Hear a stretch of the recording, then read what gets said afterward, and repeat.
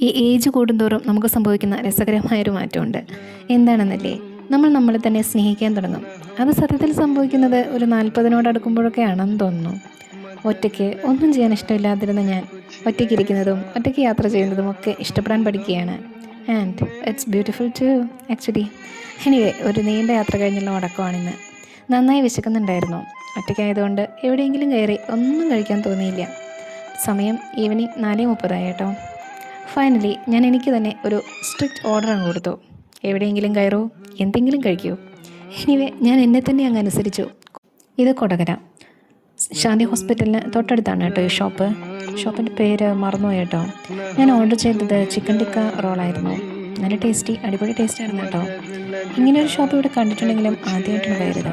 And I am satisfied too. Anyway, so see you again.